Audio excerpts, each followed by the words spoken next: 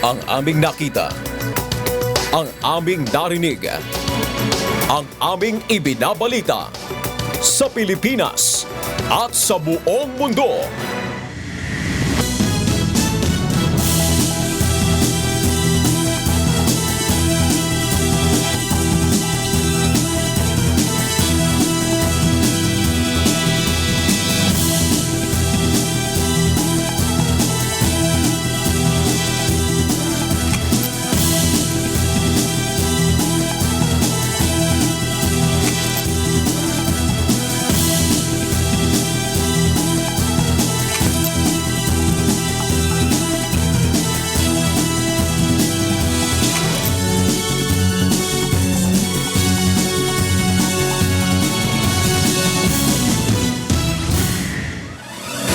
Magandang hapon Pilipinas at sa buong mundo.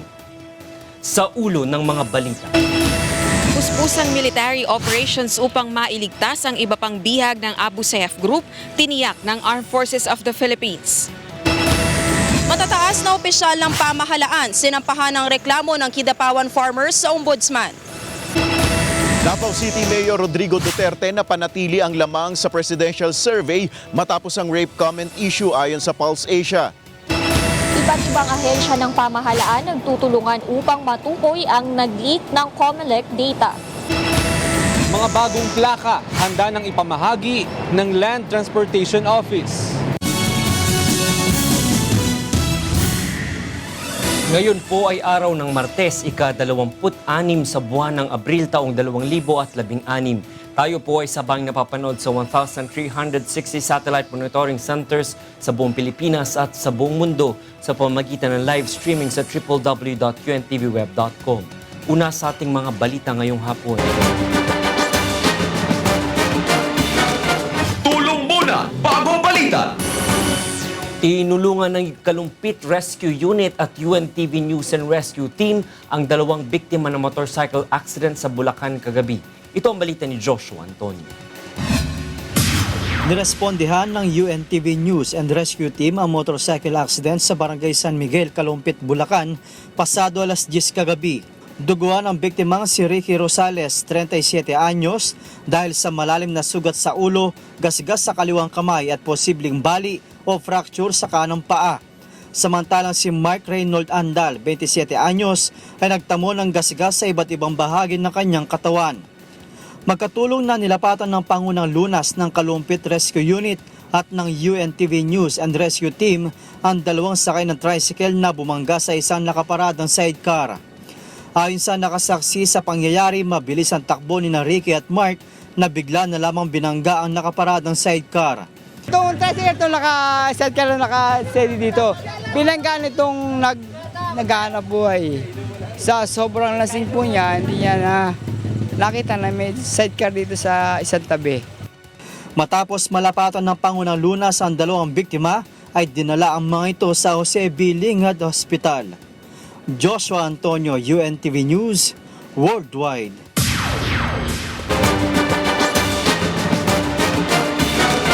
Tulong muna bago balita! Nangako ang Armed Forces of the Philippines o AFP na magsasagawa ng walang tigil na operasyon laban sa mga bandidong Abu Sayyaf matapos napugutan ng ulo ang bihag nitong Canadian national. Ito ang balita ni Rosa Licos. Binigyang diin ng Armed Forces of the Philippines na hindi nila ititigil ang law enforcement at military operations upang tugisin ang teroristang grupong Abu Sayyaf at iligtas ang kanilang mga bihag. Nagsimulang tugisin ng militar noon pang nakalipas na taon ang mga kumidnap sa dalawang Canadian, isang Norwegian at isang Pilipina sa Samal Island noong Setyembre 2015. There will be no let-up in the determined efforts of the joint AFP, PNP task group's intensive military and law enforcement operations to neutralize these lawless elements and thwart further threats to peace and security. The full force of the law will be used to bring these criminals to justice. Kahapon, tinutuon ng bandidong grupo ang banta nitong pamumugot ng ulo sa isa sa mga bihag na Canadian na si John Ridsdale matapos hindi maibigay ang hinihinging 300 milyong pisong ransom money. Kapwa mariing kinundena ng pulisya at militar ang pagpugot sa ulo ng Canadian national ng Abu Sayyaf. Ayon naman sa Department of National Defense, dahil sa kanilang ginawa, marapat lamang na pag-ibayuhin pa ang pagtugis sa mga terorista upang masagip ang iba pang kidnap victim. Nagpaabot din ng pakikiramay sa Canadian government at pamilya ni Ridsdale ang pamahalaan ng Pilipinas. Mariin namang kinondena ni Prime Minister Justin Trudeau ang pangyayari. Canada condemns without reservation the brutality of the hostage takers and this unnecessary death.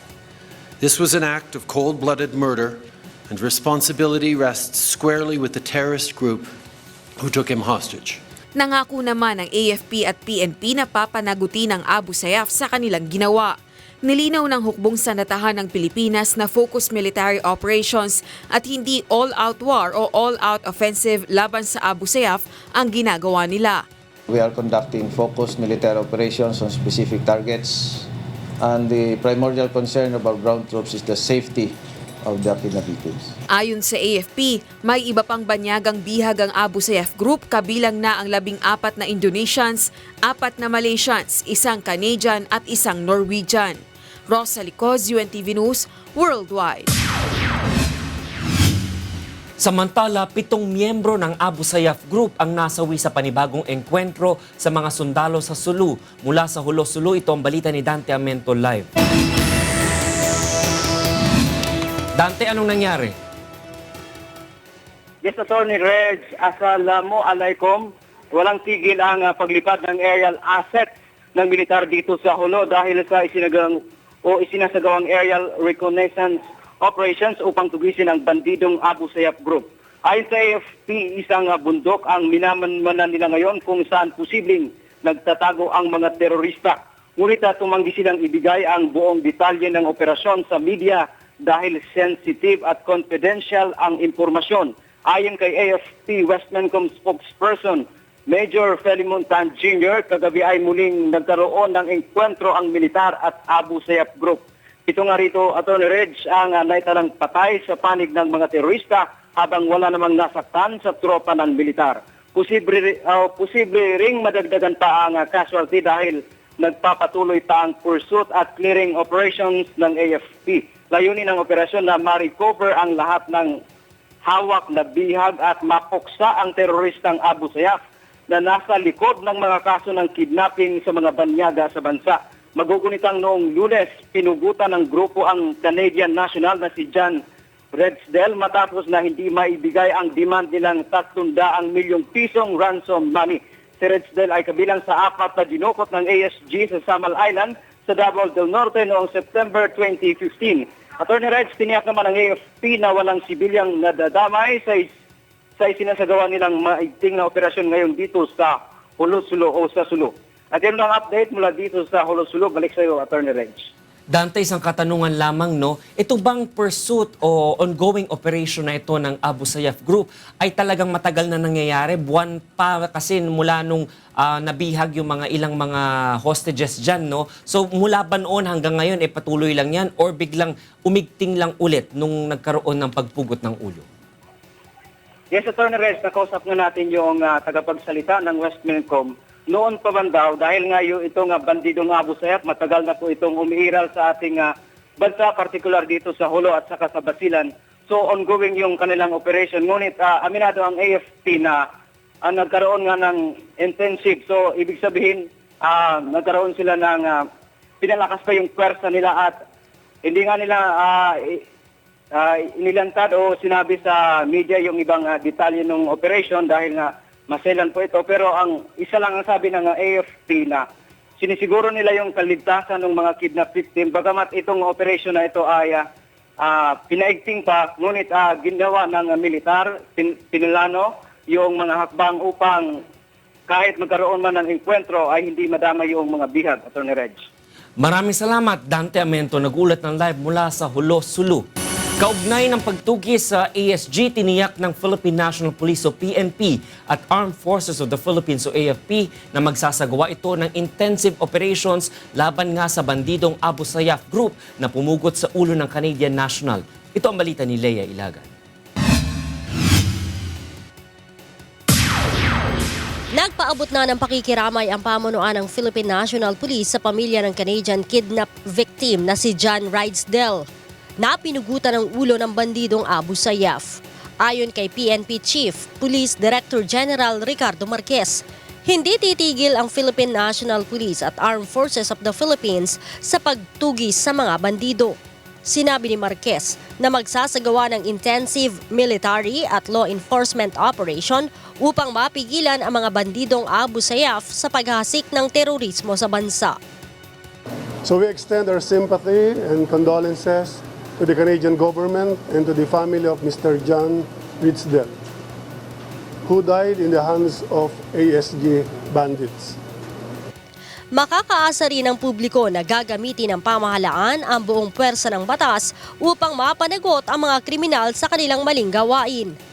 There will be no let-up in the determined efforts of the joint AAP-PNP task group's intensive military and law enforcement operations to neutralize these lawless elements and thwart further threats to peace and security. The full force of the law will be used to bring these criminals to justice.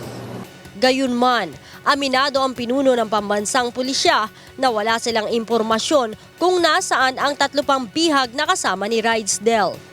Ang ulo ni Ridsdale ay natagpuan alas 3:45 ng hapon kahapon sa Hulo habang patuloy pa ring hinahanap ang katawan nito. Oktubre ng nakalipas na taon nang dukuti ng mga bandido si Ridsdale kasama ng isa pang Canadian national na si Robert Hall at Norwegian na si Karsten Segingstad at Pinay na si Marites Flor sa Samal Island. Leia Ilagan, UNTV News, Worldwide.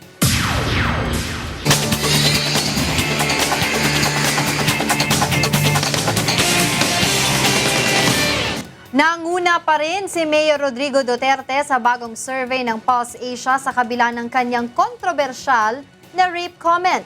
Ito ang balita ni Nel Maribuhok. Hindi naapektuhan ang rating ni Mayor Rodrigo Duterte pagkatapos ng Australian missionary rape comment issue. Batay ito sa bagong non-commissioned Pulso ng Bayan survey ng Pulse Asia na isinagawa noong April 16 hanggang 20 sa 1,800 registered voters. Nanguna pa rin si Duterte na may 35%, pangalawa si Grace Poe na may 23%, statistically tie naman sa ikatlong pwesto sina Mar Rojas at Vice President Jejomar Binay na may 17 at 16%, at pang-apat si Senator Miriam Defensor Santiago na may 2%. Malaki pa rin ang nakuwang suporta ni Duterte sa National Capital Region na may 40% at sa Mindanao na may 58%. Sa bagong survey, nakuha na rin ng Davao Mayor ang malaking rating sa Visayas Region. Samantalang malaki pa rin ang survey rating ni Poe sa ilang bahagi ng Luzon. Sa pahayag ng kampo ni Duterte, ipinapakita lamang nito na hindi tumatalab ang pang-aatake sa kanya. Ngunit ayon sa political analyst na si Ramon Casiple, hindi pa ito ang buong refleksyon ng issue kay Duterte. Sinabi ni Casiple, kung malalampasan ni Duterte ang mga issue tulad ng usapin sa kanyang mga naging pahayag sa pagputol ng Pilipinas sa relasyon ng Australia at US, PW remarks, at mapanatili pa rin niya ang kanyang trend, si Duterte na ang best candidate. Napanatili naman ni Senator Bongbong Marcos sa unang pwesto sa Vice Presidential Survey na may 29%. Ikalawang pwesto si Camarines Sur Representative Leni Robredo na may 24%. At pangatlo si Senator Chis Escudero na 18%.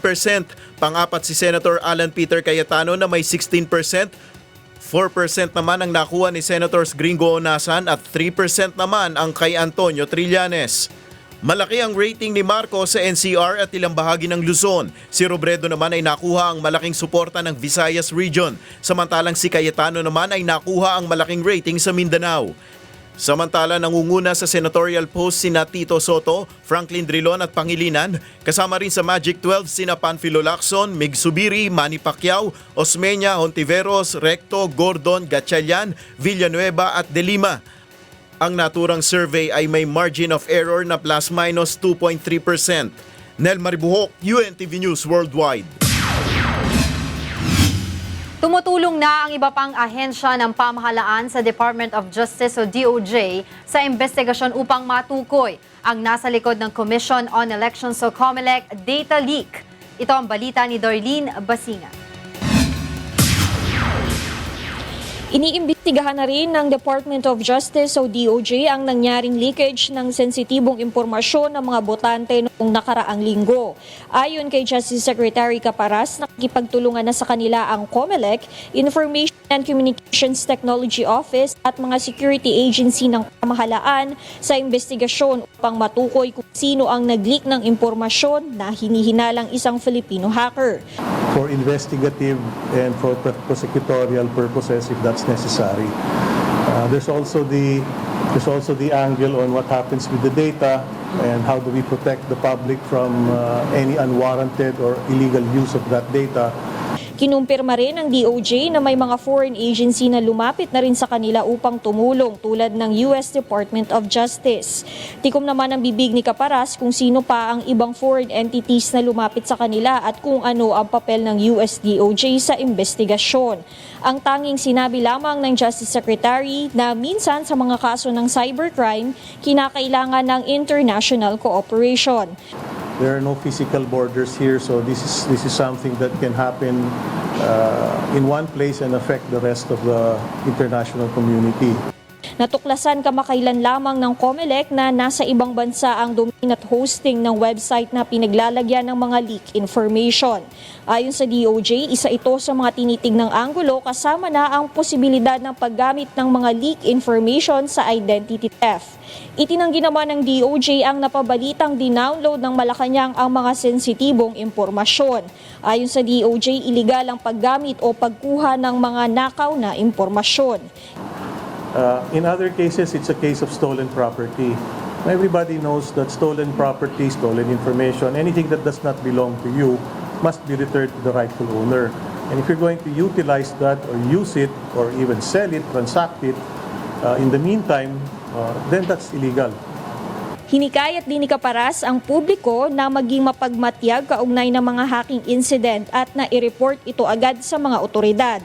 Siniguro naman ng DOJ na hindi maapektuhan ang naturang hacking at data leak incident ang integridad ng eleksyon. Darlene Basingan, UNTV News Worldwide. Sumalang naman ngayong araw ang mga kawani ng Senado sa briefing at seminar sa pagtanggap ng mga Certificate of Canvass at election returns ng presidential at vice presidential posts sa May elections. Ito ang balita ni Brian De Paz. Ating mga Board of Canvassers, there will be 3 people who have 3 roles. 13 araw bago ang halalan ay naghahanda na ang mga kawani ng Senado sa kanilang magiging tungkulin sa canvassing ng mga boto sa Pangulo at Pangalawang Pangulo. Pinangunahan ng COMELEC at Smartmatic Philippines ang seminar at briefing sa mga opisyal at empleyado ng Senado. Ayon kay Senate Secretary Oscar Yabes, may constitutional duty ang Kongreso tuwing halalan. Nakasaad sa Article 7, Section 4 ng Saligang Batas ang returns ng bawat election sa Presidente at Vice-Presidente na sinertipikahan ng mga Board of Canvassers mula sa mga probinsya at lungsod ay dadalhin sa Kongreso at ibibigay sa Senate President. Matapos na matanggap ang Certificate of Canvass, bubuksan ito ng Senate President na hindi lalampas sa loob ng 30 araw matapos ang araw ng halalan. Isasagawa ito sa harap ng Senate at House of Representatives sa pamamagitan ng isang joint public session. The first transmittal will have to pass through the Senate President, meaning the Senate. That's why we have organized reception teams that will take care of this activity immediately after election closes. Ayon kay Secretary Yabes, dahil sa constitutional mandate ng Kongreso, kaya kailangan nilang maghanda, lalo na sa tinatawag na electronic transmittal ng election returns at Certificate of Canvass. There is also another way of transmittal of the election returns and of the certificates of canvass, and that is electronic. And that is why we're here, because we'd like to learn more about this method of electronic transmittal. Ayon sa kalihim, sapat ang bilang ng kanilang mga reception team at information technology o IT people upang bantayan ang electronic transmittal. Username and password attached to that USB token. Nilinaw ni Yabes na ang Senado ay nakahandang tumanggap ng COC at ERs sandaling magsara ang mga presinto matapos ang eleksyon ng alas 5 ng hapon sa May 9. Tatanggapin nila ang mga ballot box na naglalaman ng mga COC mula sa iba't ibang canvassing boards gaya ng sa overseas absentee voting at iba pang probinsya. Tiniyak ng Senado na tatanggap ng kaukulang honorarium o allowance ang mga kawani nito. Layunin rin ng briefing ngayong araw ng COMELEC at Smartmatic sa mga kawani at opisyal ng Senado na mapanatili ang kalidad at mabantayang maigi ang consolidation at canvassing system sa eleksyon. Brian De Paz, UNTV News, Worldwide. Kinwestiyon ng isang abogado ang bagong regulasyon ng Commission on Elections o COMELEC sa canvassing ng mga boto. Ito ang balita ni Victor Cosare. Nais linawin ng isang election lawyer ang bagong regulasyon ng Commission on Elections sa canvassing ng mga boto. Ayon kay election lawyer Attorney George Erwin Garcia, batay sa COMELEC Resolution number 10083, kahit nakapag-transmit electronically ang isang presinto ng resulta ng botohan, kailangan pa ring dalhin sa canvassing center ang SD card ng vote counting machine upang manually ay mai-upload sa Canvassing and Consolidation System o CCS ang datos ng botohan na nakalagay dito. Taliwas na naging sistema noong 2010 at 2013 elections na i-upload lamang manually sa CCS ang datos na nasa SD card ng VCM kung hindi nakapag-transmit ang VCM ng isang presinto. Ayon kay Garcia, dahil sa desisyong ito ng COMELEC, lumalabas na tila hindi pinagtitiwalaan ang electronically transmitted result kaya sayang lang ang ginastos ng gobyerno para sa transmission ng election results. Paano kung hindi tumugma ang SD card result at saka yung na-transmit? Paano kung sa paraan sa proseso ng dadalhin mo na yung SD card, nanakaw o nawala yung SD cards? Paano mo ngayon mako-confirm kung tama o hindi yung na-transmit? Pangamba din ng abogado, posibleng lumikha pa ng gulo ang panibagong sistemang ito ng poll body. Baka po nakakalitaan lang nila na magkakagulo ito sa local level, lalong-lalo na. Bakit magkakagulo? Alam na ng isang kandidato na dapat panalo siya at po-proclaim siya. Ngayon, kukumbinsin niya ang Board of Canvassers na i-proclaim siya. Ayaw siyang i-proclaim ng Board of Canvassers ngayon. Bakit? Kasi sasabihin ng Board of Canvassers, hindi po kami pwede mag-proclaim, hindi nagpiprint yung machine . Magpiprint lang po ang machine kapag kompleto ng na-transmit, pati SD card at na-import dyan. After transmission has been completed, then yan, mag-fill up ka na ng certificate of canvass, yung ngayon ang iyong ipapadala. Pag for President and Vice President, padadala sa Kongreso, attention Senate President. For senatorial and party list, padadala sa COMELEC. Sumulat na sa COMELEC si Garcia upang humingi ng paglilinaw sa issue. Nagsumiti din ng sulat sa komisyon si dating COMELEC Commissioner Gregorio Larrazabal kaugnay sa isyung ito. Victor Cosare, UNTV News, Worldwide. Hindi naman makapagbigay ng kasiguruhan ang National Grid Corporation of the Philippines na may sapat na supply ng kuryente sa Mindanao ngayong eleksyon. Ito ay sa dahilang napakaraming banta ng pambobomba sa mga transmission line ng NGCP sa Mindanao. Isa rin sa pinoproblema ng NGCP ang mga punong kahoy na nasa ilalim ng mga transmission tower na maaaring pumutol sa linya ng kuryente. Nagtakda na ng deadline ng NGCP sa mga may-ari ng lupa na kinatatayuan ng transmission tower na linisin ang mga lugar. Sa ngayon ay bagsak ang 80 megawatts Agusto Balawi line dahil sa mga puno na nasa ilalim ng transmission lines at hindi na sisiguro ng NGCP kung kailan ito maaayos. Samantala, posibleng hindi naman makaboto ang ilang botante sa araw ng halalan dahil sa limitadong bilang ng itatalagang replacement ballots sa bawat presinto. Ito ang balita ni Sherwin Colobong. All systems go na ang Commission on Elections para sa idaraos na halalan sa darating na Mayo 9. Ayon sa COMELEC, inaasahang makukumpleto sa katapusan ng Abril ang deployment ng vote counting machines sa mga election hubs sa iba't ibang probinsya, kasama na ang mga gagamiting eleksyon para pernalya. Nakalatag na rin ang seguridad na ipatutupad ng Philippine National Police at Armed Forces of the Philippines para sa BCM deployment, gayon din sa polling precincts. Ang tanging na lamang nakikitang problema ng Provincial Supervisor ng COMELEC sa Laguna ay ang usapin sa pagbibigay ng replacement ballot sa mga botante. Sa ilalim ng amended General Instructions for the Board of Election Inspectors, maaaring bigyan ng extra balot ang mga botante kung hindi tatanggapin ng makina ang ginamit nilang balota kahit 4 na beses itong tinangkang ipasok sa BCM sa 4 na orientation.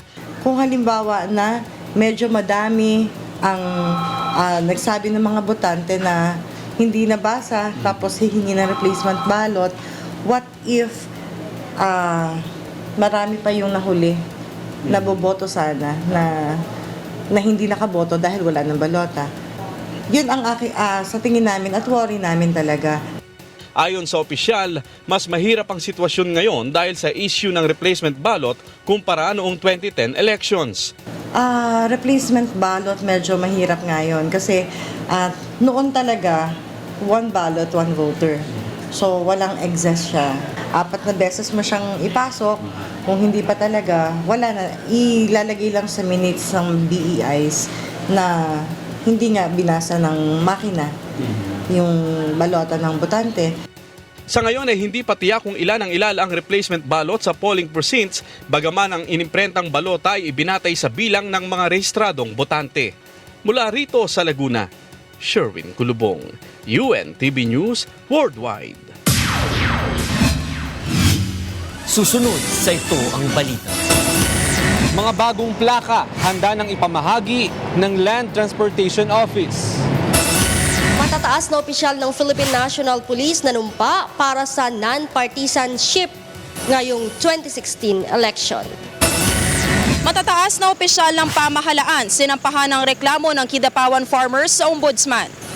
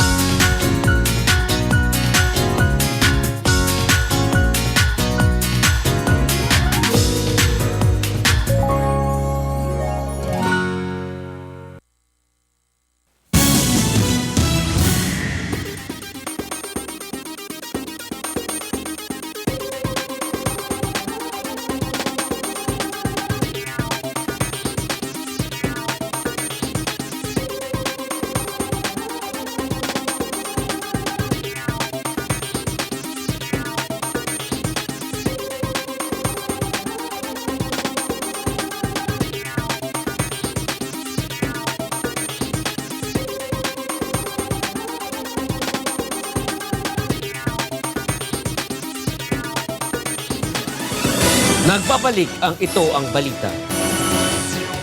Naghain ng reklamo ang ilang Kidapawan farmers sa Ombudsman laban sa mga matataas na opisyal ng pamahalaan na dapat nila ay managot sa naging madugong dispersal noong April 1. Ito ang balita ni Joyce Balancho. Inireklamo ng ilang Kidapawan farmers ang ilang matataas na opisyal ng pamahalaan sa Ombudsman sa Davao City dahil sa madugong dispersal noong April 1. Kabilang sa inireklamo, sina Interior Secretary Melcenen Sarmiento, PNP Chief Ricardo Marquez, North Cotabato Governor Emilio Mendoza, Kidapawan Mayor Joseph Evangelista at iba pa. Ang mga complainant ay ang mga nasugatan sa dispersal at kamag-anak na magsasakang namatay sa engkwentro. Nais ng grupo na makasuhan sina Mendoza at iba pa ng murder, frustrated murder at attempted murder dahil sa pagbaril sa kanila noong nangyari ang dispersal. Maliban dito, kailangan din anya makasuhan sina Sarmiento ng paglabag sa anti-torture law at rights of the accused dahil anya sa hindi magandang pagtrato sa mga magsasaka noong nadetene sila. Naghain din sila ng administrative complaint laban sa mga akusado dahil anya sa gross misconduct, grave abuse of authority at gross oppression. Ayon sa abogado ng Kitabawan Farmers na si Attorney Edrey Olalia, malakas ang kanilang ebidensyang nagsabwatan ang mga nasabing opisyal sa pagpaplano ng dispersal. At may footages ka, tapos may testimony ka, may witnesses yan, nakita yung namarel. Tapos alam mo yung mga pangalan ng mga nasangkot doon sa operasyon. Alam mo kung sino ng command, alam mo kung sino ang head ng crisis committee, si Gobernadora. Alam mo na merong bas-bas ni General Marquez. Alam ni Sen Sarmiento, Secretary Sarmiento, na ano nangyari, tapos binigyan ng medalya. Maraming ebidensya. Malakas yan legally. Kabilang sa mga ebidensya laban sa mga respondent ay ang mga testimonya ng ilang farmers na nakakita sa pamamaril, video footage at forensic examination sa namatay na magsasaka sa engkwentro. Sa panig naman ng mga respondent, bibigyan pa sila ng ombudsman ng sapat na panahon para sagutin ang mga aligasyon bago magsampa ng kaso sa korte. Samantala, nakahanap na ang Sandigan Bayan 1st Division ng probable cause upang mag-issue ng warrant of arrest laban kay North Cotabato Governor Emilio Mendoza.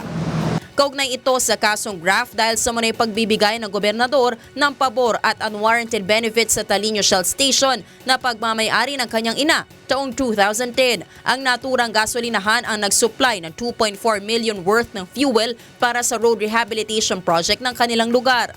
Sa resolusyon ng Sandigan Bayan, sinabi nitong nakitaan nila ng sapat na basihan ang mga ebidensya ng prosekusyon. Naglabas na ng whole departure order ang korte laban kay Mendoza, ngunit naantala muna ang pag-i-issue ng warrant of arrest dahil sa nakabinbin nitong motion na diringgin pa ng Sandigan Bayan sa Huwebes. Joyce Balancio, UNTV News, Worldwide. Sa ibang balita, ibibigay na ng Land Transportation Office o LTO ang mga bagong plaka sa mga car owner matapos na mabinbin ng halos isang taon. At upang ibigay sa atin ang detalye sa ulat na yan, kasama natin sa studio ang ating senior correspondent na si Mon Ocson. Mon? Yes, Attorney Reg, ito nga yung parang pinakihintay na ng lahat. Karamihan sa mga may bagong sasakyan. Sa loob nga ng 2 linggo, ipamamahagi na daw ng Land Transportation Office yung mga bagong plaka na hindi na-release ng mga 8 months yan, Attorney Reg. Kaya ng umaga ay kasama yung mga tauhan ng Commission on Audit ay binuksan na yung isa doon sa 11 container na naglalaman ng mga bagong plaka. Ayon sa LTO, makikipag-ugnayan na sila agad doon sa mga car owners, yung mga bagong car owners, pati yung sa mga car dealer para maibigay yung bagong plaka maging yung mga replacement plates. Narito ang pahayag ng chief ng LTO.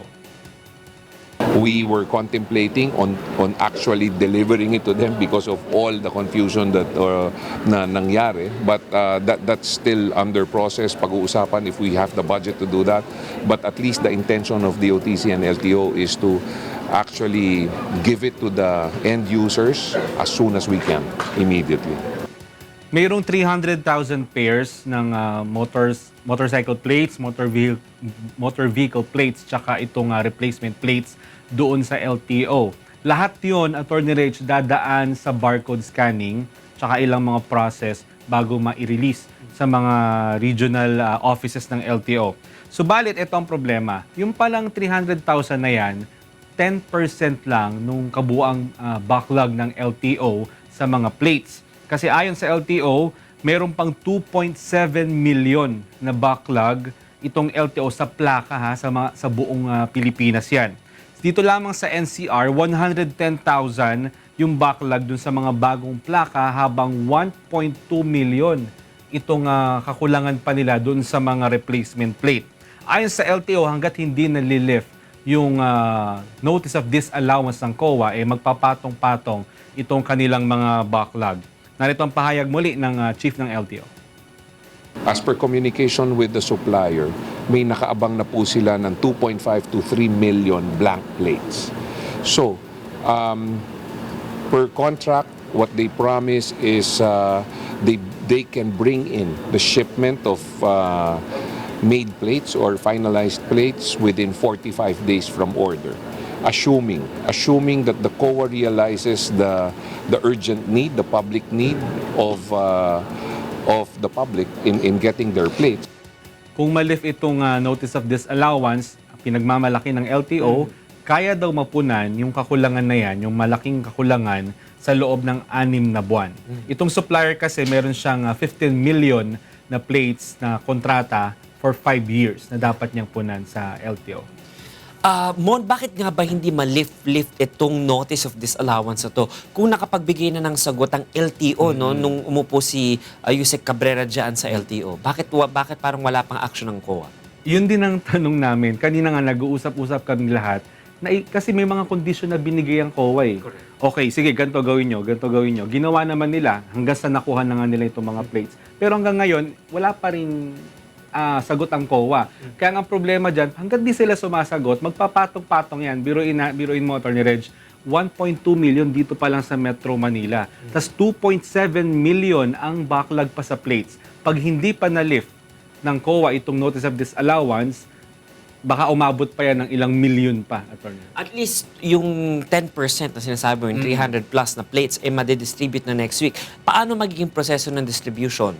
As nasa LTO na ba lahat yung mga 300 plus na yon at na-inventory na nila at kahit sino after 2 weeks pwede nang pumunta doon at may re-release na sa kanila or merong parang mga batch by batch yan? Ganito, sa mga nanonood, no, kasi excited na rin sila makuha yung plates. Wag silang munang pupunta ng LTO, syempre. Excited ka na. Oo. Wag muna silang pupunta doon. Yeah. Kasi ang gagawin ng LTO, makikipag-usap sila sa mga car dealers para doon, ayun na magsasabi naman, doon sa mga bumili ng bagong kotse at doon naman sa mga nagpa-replace lang na kanilang plaka ay kokontakin nila yan. So pinag-iisipan nila kung pwede bang i-deliver yan sa bahay, pero dagdag gastos yon. So, dun sa mga kababayan natin, bali relax muna sila, malalaman nila kung matatanggap na nila. Basta ang pinangako ng LTO, 2 weeks mula ngayon, ibibigay nila ito mga Sasabihan mo naman kami dito sa IAB. Oo naman, sir. Maraming salamat, Monokson, para sa ulat na yun.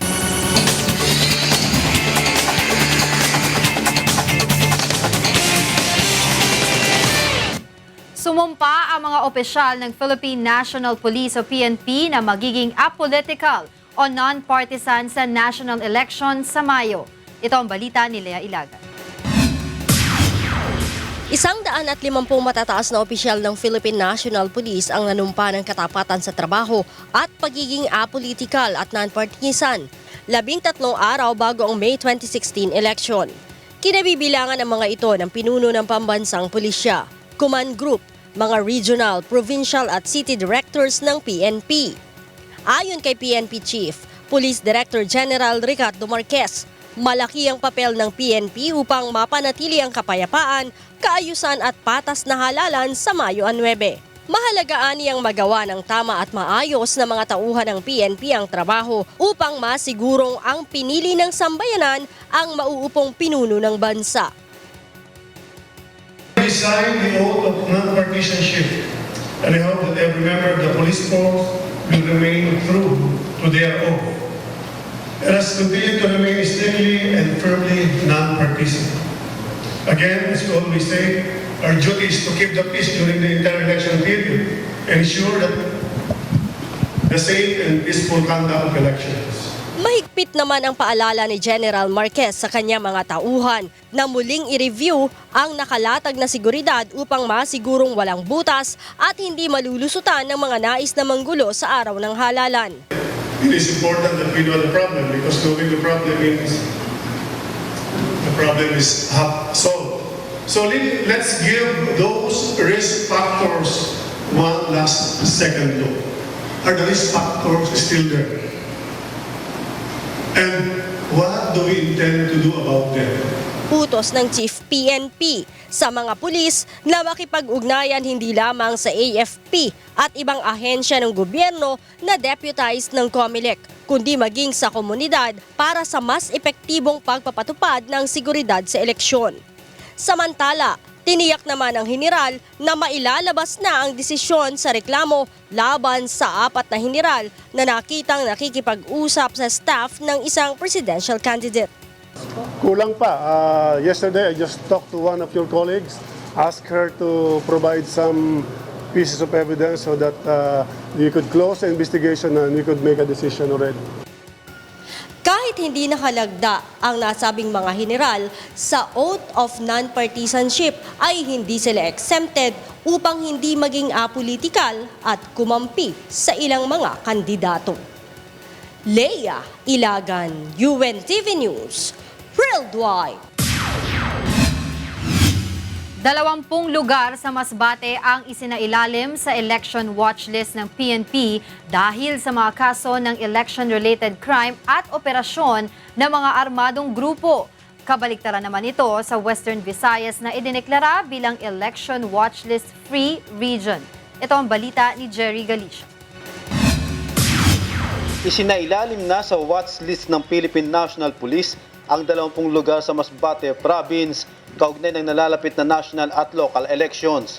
Sa inilatag na security plan ng PNP at AFP Masbate, kabilang sa election watchlist areas ang Esperanza, Milagros, Palanas, Pio V. Corpus, Uson, Dimasalang at Bayan ng Baleno. Gayon din ang Masbate City, Kawayan, San Fernando, Claveria, Mandaon at Monreal. Pati na ang Balud, Mobo, Kataingan, Placer, San Jacinto, San Pascual at Bayan ng Aroroy. We have tatlong category na. Yung isang category is presence of parks. Yung category 2, presence ng NPA. Yung category 3, vote ng PAG sa NPA. So, ganun kinakategorize natin yung lugar.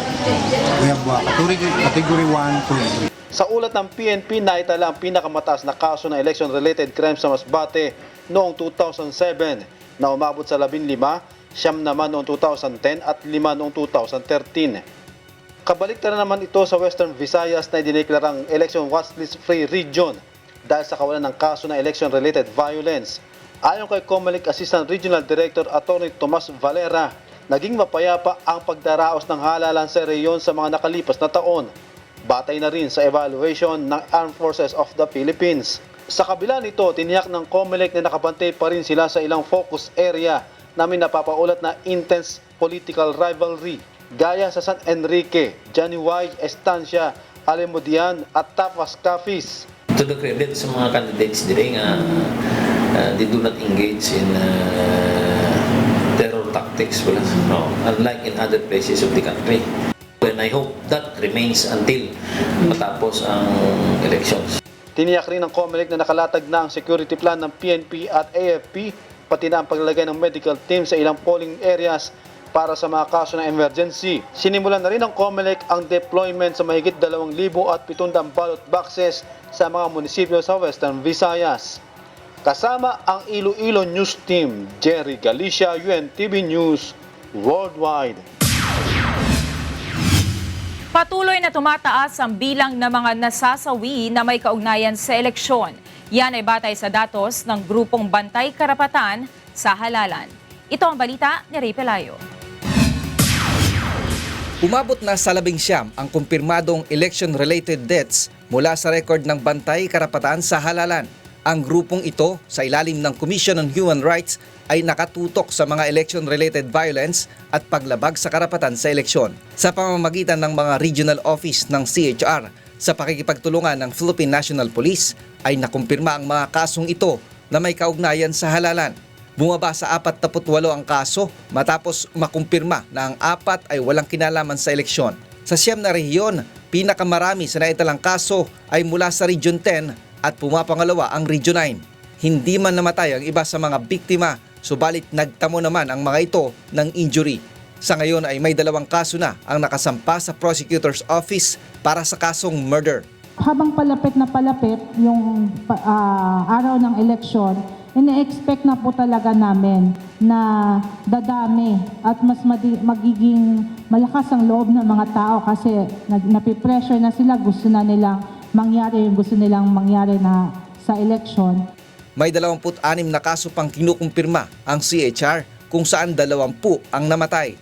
Bukod sa karahasan, ay minomonitor din ng Bantay Karapatan sa Halalan ang vote buying at cyberbullying. Maaaring i-report sa mga tanggapan ng CHR ang mga election-related cases o kaya'y mag-log on sa bantaykarapatan.org para sa mga paglabag sa karapatan sa halalan. Ang importante, mabantayan na hanggang sa katapusan merong makonvict at matigilan na. Ray Pelayo, UNTV News Worldwide. Naniniwala si Justice Secretary Emmanuel Caparas na posibleng diversionary tactics ang nangyayaring tanim-bala scheme ngayon sa NAIA. Ayon kay Secretary Caparas, maaaring ginagamit lamang ang media upang lihisin ang atensyon ng publiko sa eleksyon.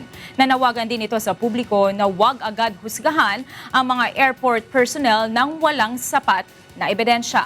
Sa ngayon ay patuloy pa rin ang investigasyong isinasagawa ng DOJ kaugnay sa muling pagsulpot ng tanim-bala scheme sa airport. We know that there are elections coming up, no? And among the activities in the elections, there are some activities there that will take place that tend to veer away from the election itself. That tend to take advantage or, unduly use the day of election. At sa ibang balita, nag-anunsyo ang Konsulado ng Pilipinas sa Toronto ng proseso ng postal voting upang maiwasan ang problema gaya ng bumabalik na mailed ballots. Samantala, inaasahan ng Embahada sa Italy na makukuha nito ang may 50,000 na boto sa pagtatapos ng overseas voting. Ito ang balita ni Edith Artates. Sa Cambodia, nagsagawa ng 2 araw na field voting ang Embahada ng Pilipinas sa Eli International School sa Siem Reap, Cambodia para sa mga kababayan nating hindi makapunta sa Phnom Penh kung saan naroon ang Embahada upang makaboto. Sa Canada, sinabi ni Special Board of Election Inspector Chairman Reynaldo Ladrica na sa ngayon ay kakaunti pa lamang ang bumoboto sa Toronto at inaasahan nilang dadagsa ang mga botante sa huling linggo ng halalan.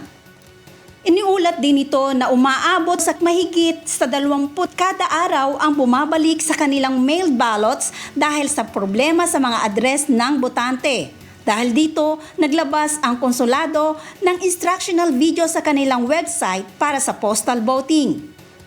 Naglagay din ito ng anunsyo kaugnay sa ginagawang construction sa harapan ng konsulado upang hindi maligaw ang mga botante. Noong unang punta ko dito sa Philippine Consulate, dito sa Toronto, akala ko sarado, kaya umuwi ako kasi wala namang katao-tao. Ngayon, tinawagan ko yung kaibigan ko, sabi niya bukas. Sabi niya, bukas yun, pumunta ka sa 7th floor. Ngayon, bumalik ako dito, bukas pala. Kaya bumoto na ako. Sa Italy, sa pagtaya ni Ambassador Domingo Nolasco, inaasahang aabot sa 50,000 overseas voters ang boboto hanggang sa huling araw ng overseas voting sa May 9 mula sa Rome at Milan. Hindi lang ho ito right, isang benepisyo ng isang citizen na makapagpili kung sino ang mga mamumuno sa ating bansa. Hindi lang ho para sa atin, pati na rin yung ating mga kamag-anak sa Pilipinas. So, para ho sa kinabukasan natin lahat ang pagboboto sa ngayong election. Mayroon na lamang 2 linggo bago magsara ang overseas voting sa araw ng eleksyon sa May 9 sa Pilipinas. Mula rito sa Italy, Edith Artates, UNTV News Worldwide.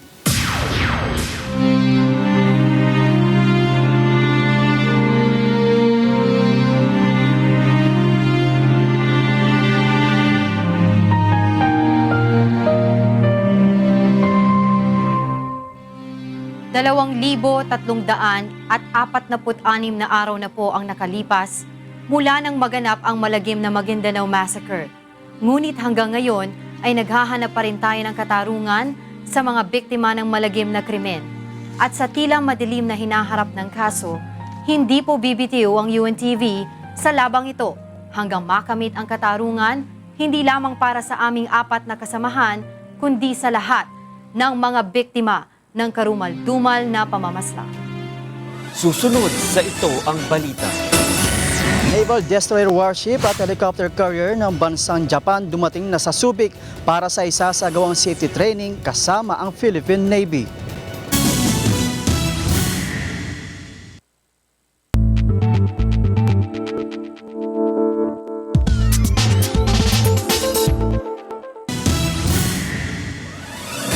Sa pagpapatuloy ng ito ang balita.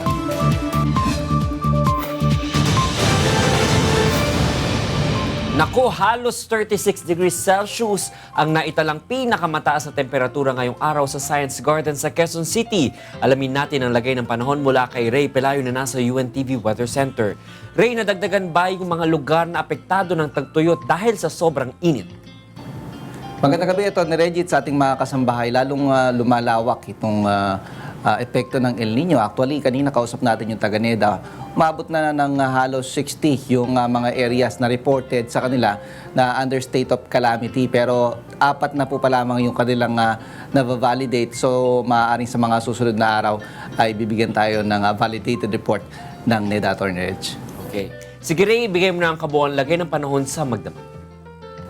Narito po ang maglagay ng panahon sa mga susunod na oras. Yung pa rin pong easterlies ngayon nakaka-apekto sa may eastern section ng Southern Luzon at eastern section ng Visayas at Mindanao. Sa forecast po ng Pag-asa, ang Metro Manila at malaking bahagi ng Luzon ay makakaranas po ng bahagyang maulap hanggang sa maulap na papawarin, pero may mga tsansa po na magkakaroon ng isolated thunderstorms lalo na pagdating ng hapon at ganitong gabi, lalo na sa may area po ng Quezon at Bicol. Ang heat index forecast po ng Pag-asa sa Science Garden sa Quezon City o Metro Manila bukas, 38.8 degrees Celsius. Tuigaraw, 40.7. Sa may area po ng Baguio, 27.5. At sa area po ng Puerto Princesa sa Palawan, 38.1 degrees Celsius. Ang Visayas area, makakaranas din po ng magandang lagay ng panahon at maalinsangan sa Iloilo. Ang heat index forecast po bukas, 38.2, 38.5 sa Metro Cebu, Tacloban City, 35.7 degrees Celsius. Diyan din po sa may area ng Eastern Visayas, may chance na magkaroon ng papulupulong pagulan, pagkidlat at pagkulog. Ang area naman po ng Mindanao, maalinsangan din po magiging temperatura, maliwalas po ang lagay ng panahon at ang heat index forecast ng Pag-asa sa Cagayan de Oro City, 35.3 at sa Metro Davao, 37.2 and 37.1 sa Zamboanga City. Ang ating pong sunrise, 5:35 a.m. at ang pong sunset, 6:11 p.m. Yan ang ating ulat panahon. Umulan man po't umaraw, huwag natin kalilimutang pasalamatan ang Diyos na lumalang. Balik sa dyan, studio. Maraming salamat Ray Pelayo mula sa UNTV Weather Center. Sa ibang balita, alamin din natin ang sitwasyon sa mga lansangan sa oras na ito. Mula sa EDSA PhilAm sa Quezon City, itong balita ni Monokson Live. Mon, traffic na ba dyan? Problema kung kayo dadaan dito sa may area ng PhilAm, magkabilang lanes yan ay maluwag at walang magiging problema. Mabilis po ang daloy ng mga sakyan. Subalit, sa mga pupunta po ng Cubao area, going po dyan sa Makati at Pasay, medyo traffic na po. Itong area na ito ng EDSA PhilAm ay walang magiging problema. Magkabilang linya po yan, northbound and southbound. Walang masyado magiging pagbagal sa daloy ng mga sasakyan. Subalit kung kayo ay papunta po dyan sa may area ng Cubao, medyo mabagal na po ang daloy ng mga sasakyan. Simula pa lamang sa may Kamuning area. Dyan sa may flyover ng Kamuning, going po ng New York Cubao. At dyan sa may area going po ng Farmers, medyo slow moving po ang mga sasakyan hanggang sa may area ng Campo Crame southbound lane. Mabagal din po dyan sa may area ng Annapolis going po ng Ortigas. Subalit itong Ortigas flyover going po ng Mega Mall ay medyo light traffic po tayo. Light to moderate din dyan sa may area ng Shaw going po ng Boni at ng Pioneer. Subalit bumabagal na po at bumibigat ang daloy ng mga sasakyan southbound lane ng Orense Guadalupe going po ng Buendia at ng Ayala. Mabagal din po dyan sa may area ng Magallanes going po ng Evangelista sa may Makati at dyan sa may Pasay hanggang sa may Taft. Subalit maluwag naman po going po ng MOA. Sa mga babalik naman po ng QC magmula po dyan sa may area ng Pasay, moderate to heavy traffic po tayo starting pa lamang sa may Taft area. Mabagal din po ang area ng Magallanes going po ng Ayala at ng Buendia. Mabagal din po sa may area ng Mandaluyong, particularly itong Pioneer going po ng Boni at Shaw. Maluwag naman dyan sa may Mega Mall going po ng Ortigas flyover. Subalit moderate traffic po dyan sa may White Plains going po ng Cubao area. Luluwag lamang makalagpas po ng Kamuning flyover. Hanggang dito ngayon sa inyo nakikita. Light to moderate traffic po tayo dyan sa may area ng Trinoma going po ng North Avenue. Paalala po sa ating mga kababayan, sa lahat po ng mga kanilang plate number ay tatapos sa number 3 at 4. Bawal po hanggang mamayang alas 7 pa ng gabi. Sa lahat po ng lansangan sa Metro Manila. Yan po ang ating traffic update. Balik sa Attorney Reg. Maraming salamat Monokson. Nagulat ng live mula sa EDSA PhilAm sa Quezon City. Dumating na sa Subic Bay Freeport Zone ang bagong barkong pandigma ng Japan para sa isang goodwill visit at isasagawang safety training kasama ang Philippine Navy. Ito ang balita ni Joshua Antonio. Eksaktong alas 8:30 kaninang umaga nang dumaong sa Subic Bay Freeport Zone sa Olongapo City ang Japanese ship Ise DDH-182. Ito ay isang naval destroyer warship at helicopter carrier na isa sa mga pinakamodernong barko ng bahagi ng Japan Maritime Self-Defense Force o JMSDF. Ise can load with 11 helicopters and equips with the surface-to-air missile and anti-submarine rockets and torpedo system. Kabilang sa aircraft na lula ng barko ay ang MH-53E na kaya magsakay ng 40 pasahero at ginagamit sa transport at minesweeping. At ang SH-60K na kaya maglula ng hanggang 10 pasahero na ginagamit naman sa search and rescue operation.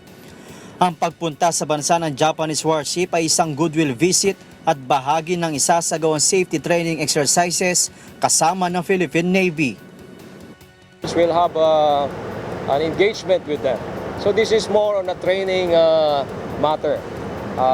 This goodwill visit also will further strengthen our relationship with them. Iginiit naman ng Philippine Navy na walang kinalaman ng pagdating ng warship ng Japan sa agawan ng Pilipinas at China sa mga teritoryo sa West Philippine Sea. I don't think so. It's really, we don't really touch on that matter. We have a commitment not to touch on those things, but rather more on the training aspects. Maggugunitang ang Japan at China ay mayroon ding territorial dispute sa Senkaku Diaoyu Island sa East China Sea. Taong 2013 ay pumunta ang Japanese warship sa bansa upang tumulong sa disaster relief at medical operations para sa mga biktima ng bagyong Yolanda. Mananatili ang barko ng Japan sa Pilipinas sa loob ng 4 na araw. Joshua Antonio, UNTV News, Worldwide.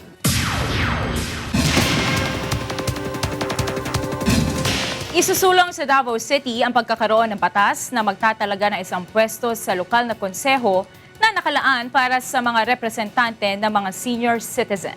Ito ang balita ni Joey Domingo. Isusulong ng lokal na pamahalaan ng Davao City ang pagkakaroon ng batas upang magkaroon ng boses ang mga senior citizens sa bawat bayan sa buong bansa. Ayon kay 3rd District Councilor Victorio Advincola Jr., ang mga senior citizen ang isa sa mga sektor ng mga LGU na pinakaorganisado ngunit hindi nakakatanggap ng sapat na benepisyo bagamat may batas na Expanded Senior Citizens Act. Sa isang hearing ng lungsod na pag-alaman na marami ang benepisyong natatanggap ng mga indigenous peoples o IPs na may mandatory representation sa konseho. Kaya naman nais ng konseho ng lungsod ng Davao na magkaroon rin ng mandatory representation para naman sa mga senior citizens upang maka-avail ng tamang benepisyo at magagawa ito sa pamamagitan ng isang enabling law. Ang batas is very clear. Allowed kami under the local government code for a sectoral representative. Pero sa sariling OSCA law, wala enabling. But if that will be enacted by Congress, it will be effective not only within Davao City, but within the entire country. Samantala, tungkol naman sa panukalang pagbibigay ng cash gift para sa mga senior citizens sa Davao City, naipasa na ito ng konseho sa Local Finance Committee para sa magiging budget na siyang magde-determine kung magkano ang matatanggap ng bawat senior citizen na magdiriwang ng kanyang kaarawan. Ang kailangan lamang ay maging miyembro ang senior citizen sa kanyang chapter at hindi lamang sa Office of the Senior Citizens Affairs upang mas malaking benepisyo ang matatanggap. Naniniwala ang konseho ng Davao na sa pamamagitan ng pagpaparehistro ng mga senior citizen ay mas madaling maisusulong sa Kongreso ang pagkakaroon ng enabling law para sa representasyon ng sektor ng mga senior citizens sa buong bansa. Mula dito sa Davao City, Joey Domingo, UNTV News, Worldwide. Samantala, alamin naman natin ang mga balita sa sports kasama si Talia Javier.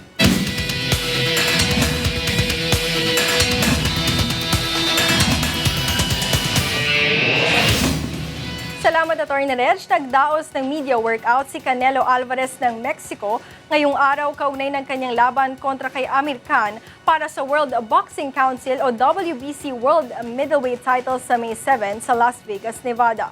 Si Khan, Olympic silver medalist at light welterweight champion, ang unang magkakaharap ni Alvarez mula nang talunin si Miguel Cotto via unanimous decision noong Nobyembre para sa bakanting korona ng WBC. Si Alvarez ay may record na 46 wins, 1 loss at 1 draw at may 32 knockouts. Ang kaisa-isang talo ni Alvarez ay nalasap sa mga kamay ng retirado ng si Floyd Mayweather Jr. sa pamamagitan ng majority decision noong 2013. Ang 29 years old na si Khan ng Great Britain ay sukbit ang record na 31-3. Tiwala si Alvarez na sapat na ang inihanda niyang game plan upang talunin si Khan. Nagsimula na ang hearing sa kaso na isinampa ng 14-time Grand Slam champion Rafael Nadal sa dating French cabinet minister. Nag-ugat ang kaso ng paratangan ng dating French minister na si Roselyne Bachelot na bumagsak si Nadal sa drug test. Kasong defamation ang isinampa ni Nadal kay Bachelot. Tumayong Health at Sports Minister si Bachelot ng France mula taong 2007 hanggang 2010 at Social Affairs Minister noong 2012. Ginawa ni Bachelot ang pahayag laban kay Nadal noong March sa Grand 8 program sa French Channel D8. At yan ang ating mga balita sa sports ngayong gabi. Ako po si Talia Javier, balik sa inyo, Atty. Reg. Maraming salamat, Talia. At yan ang naging kabuuan ng ating balitaan ngayong gabi. Ito ang balitang hindi dinagdagan at hindi binawasan. Aming inilahad ng buong katapatan kung paano namin nasaksihan. Kayo'y makapagtitiwala ng aming nakita at narinig ang aming ibinabalita.